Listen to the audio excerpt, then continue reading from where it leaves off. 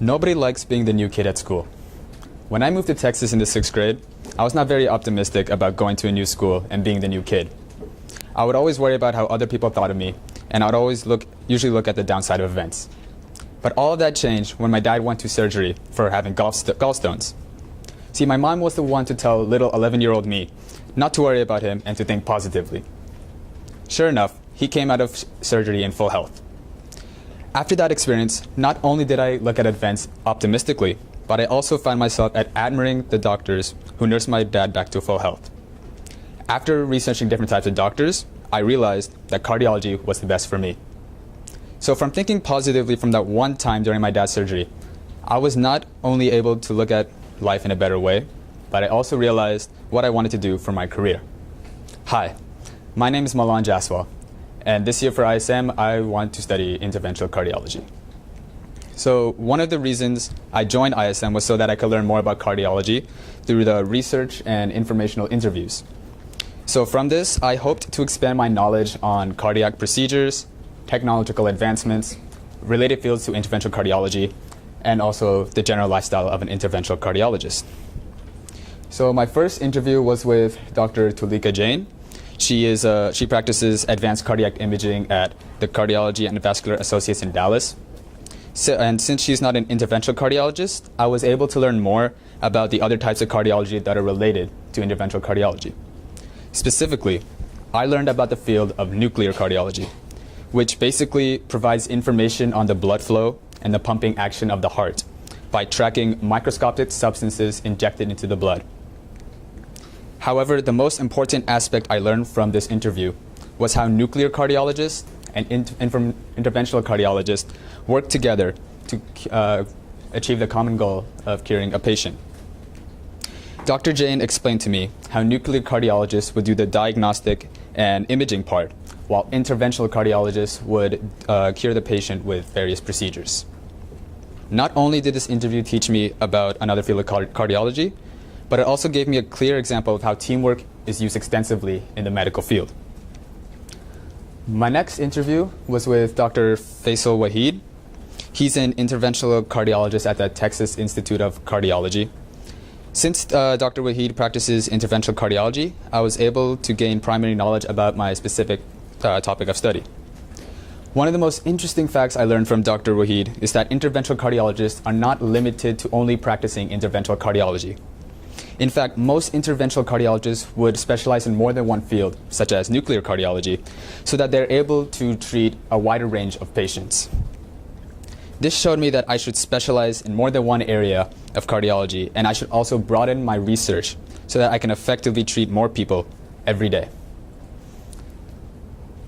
My third interview was with Dr. Rakesh Patel. He's also an interventional cardiologist at Heart Place, Plano. The main aspect of cardiology I learned from him was how a typical workday of a cardiologist looked like. See, before I was aware of the fact that cardiologists are always extremely busy because of the number of emergency calls and the huge number of patients they have. However, this interview truly showed me the extent and workload of cardiologists.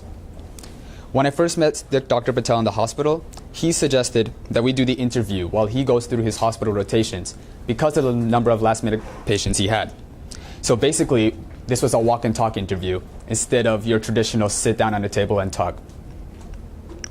He was so busy that I got the opportunity to view some of his procedures, such as a stress test, which is used to figure out whether or not a patient needs further procedure done interventionally.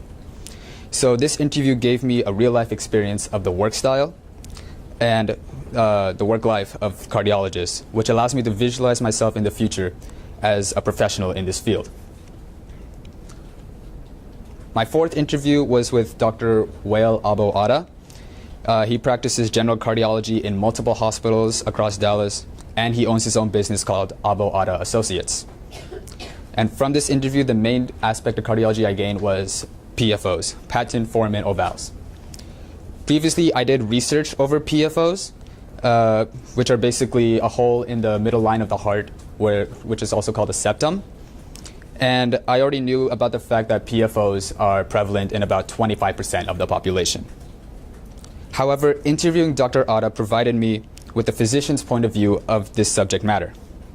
I learned that PFOs generally are overdiagnosed and are left untreated because it does not harm the overall well-being of a human. The only time when cardiologists would close a PFO is if it causes multiple strokes. In fact, Dr. Atta has created a device that would make closing PFOs more easy and efficient for both the doctor and the patient. Basically, this device would sandwich the septum to cause the PFO to close in on itself. I found this to be absolutely fascinating, as this not only showed a primary example of improving medical technologies, but it also proved that doctors are looking into the adverse effects of PFOs more in order to stop any future harm to patients. My next interview was with Dr. Gautam Reddy. He also practiced interventional cardiology at Heart Place, Plano. And from Dr. Reddy, I gained a more in-depth view about common cardiac procedures such as angioplasties and atherectomies. And these two procedures basically have the same goal of removing plaque from blood vessels, but they accomplish this goal in different ways. Basically, I learned that angioplasties are the most basic procedure that are performed before atherectomies. And the results from the angioplasties is then used to determine whether or not the patient needs an atherectomy in order to remove any more plaque in the blood vessel. And they perform an angioplasty first because an atherectomy generally does more harm to a patient, or has the chance to do more harm to a patient than angioplasty. I always thought that there was a minimal difference between these two procedures, but Dr. Reddy truly showed me when physicians would use each procedures and how would they handle each situation. Finally, my last interview was with Dr. Vijay Ramanath, who is another cardiologist at Heart Place, Plano West.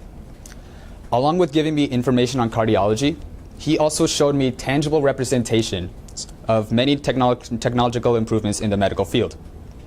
For instance, he let me hold a small stent that is used to keep the walls of an artery open and reduce the chance of heart attack. The new technology associated with stents is that they're starting to be made bioabsorbable, which means that they absorb into the walls of the artery to make the blood flow more natural and instead of being disturbed by the mesh wire of the stent. Knowing about new technologies such as these will benefit me as I progress in my research in cardiology and eventually go on to become a cardiologist. Overall, my interviews went hand in hand with my research, as the articles I found online were very similar to the information I gathered from my interviews. After conducting all of these informational interviews, I knew I had to start thinking of ideas for my original work. In order to help as many people around the world as possible, I decided to build a website that will detail information about most cardiac procedures, as well as explain any potential effect that they may have on the patient. It will also describe how to prevent these effects or how to treat them. Obviously, I will have to do a tremendous amount of research in order to gain as much information as I can about each cardiac procedure. Of course, I can only do all of this by having a positive attitude every step of the way. A positive attitude causes a chain reaction of positive thoughts, events, and outcomes. These words by Wade Boggs help motivate me to push through hard situations and work hard to achieve my goals. I hope that I can motivate other people in achieving their own goals and lead successful lives. Thank you for listening.